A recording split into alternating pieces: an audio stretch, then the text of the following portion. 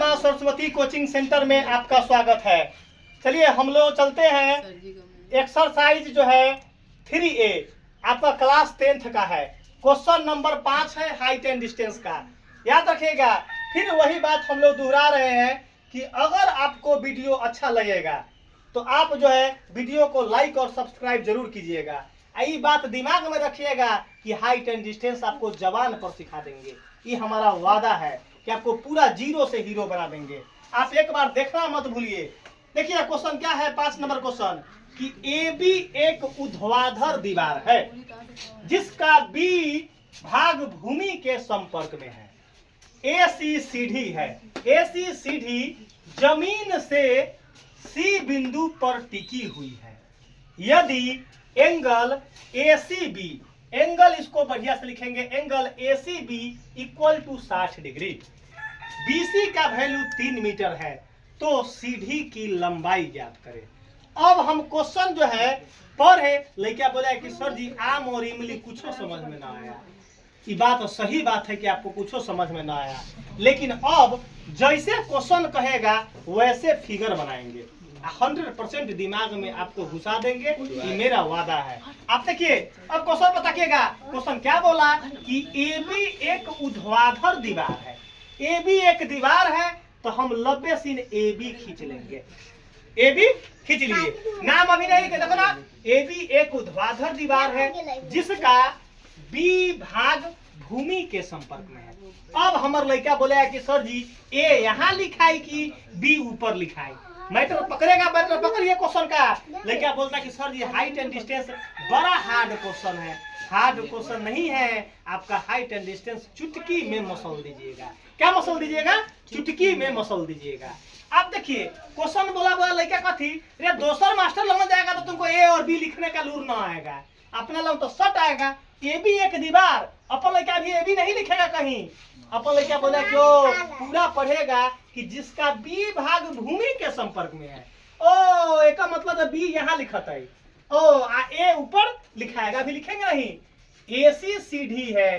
ओ अब दीवार कहाँ होता है? AB अब जमीन पर, तो जमीन बनाना पड़ेगा। दीवार कहाँ होता है? जमीन पर। ये तो दीवार खड़ा पिलर को दीवार बना दिए। अब दीवार होता है जमीन पर। सीढ़ी आप देखिए इतिहास में आपके घर में कभी सीढ़ी सीधा नहीं होता है। कभी सीढ़ी अगर कोई लेकर सीधा देखा है? सीढ़ी नहीं। सीढ़ी कभी होता है तब टेढ़ होता है। तो ई घर के सीढ़ी बनावे छी बुआ। देखो अब देखिएगा सीढ़ी। अब लड़का बोले कि सर ऐसा फोटो काला बोलक, खाली झूठो पूछे, खाली त्रिभुजे बनावे छी। त्रिभुज नहीं है, AB दीवार है।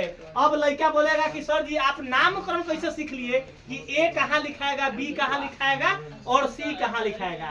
तो ना बुक बोल रहे हैं कि B भाग जमीन के भूमि के संपर्क में है तो B यहाँ लिखाएगा। B कहाँ लिखाएगा? यहाँ लिखाएगा। जमीन यहाँ है।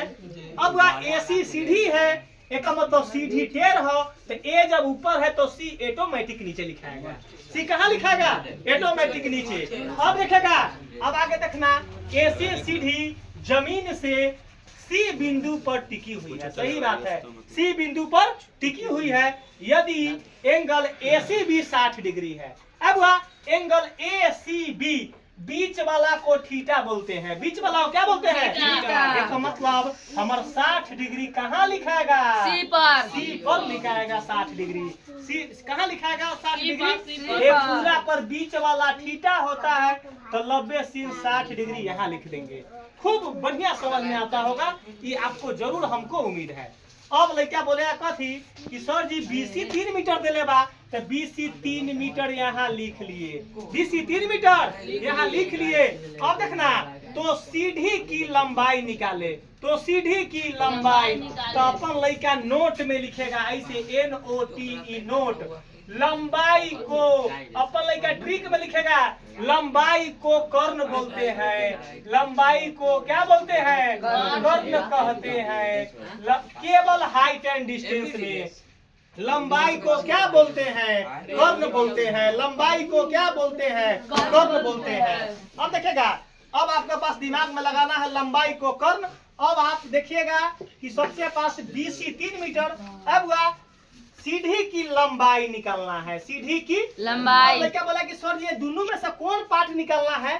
तो दोनों में से पार्ट अभी नोट में लिखा है कि लंबाई को कर्ण कहते हैं, लंबाई को कर्ण। एक मतलब अब लंबाई को हम क्या मान दे? जथी बोला एबीसीडी में से कथी माने जो लड़का को नीमन लगता है? जल्दी बताओ। L L. अब लड़का बोला है कि चलो डिमांड है कि एल ए मान दिए, तो हम एक्स वाई जेड कुछ मान लेते। अब एक मतलब अब लड़का बोला कि सर जी कैसे? तो देखना थीटा के सामने क्या होता है? पी। थीटा के सामने पी। अब एच पर तो कोई परिवर्तन नहीं, नीचे वाला को बी बोलते हैं। लंबे से पी मिटा देंगे। अब यहाँ देखना, यहाँ समझने के लिए दिए हैं पी बी एच। अब हमारा दो गो वैल्यू देले बाटे, एक मतलब एच और बी में कौन फार्मूला लगेगा? जल्दी बताइए। बी और एच में कौन formula? Cos. Cos not sec. Cos not सेक।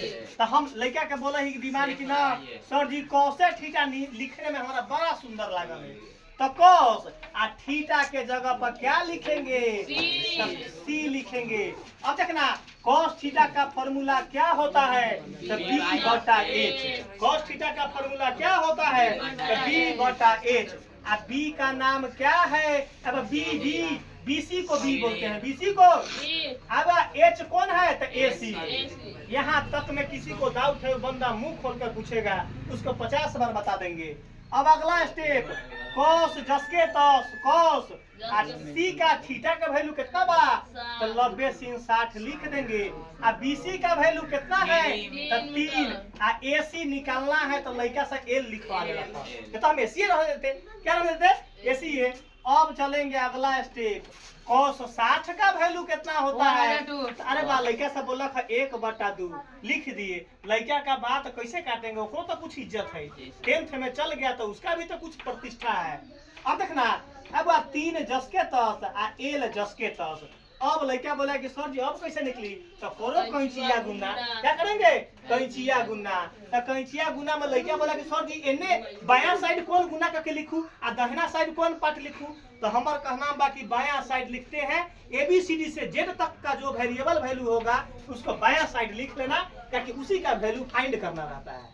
अब एल में 1 से गुना करेंगे तो कितना होगा? केवल एल। अब बराबर जस के तस 2 में 3 से गुना करवा तो कहता ना तो 6 मीटर। यही आपका आंसर आ गया।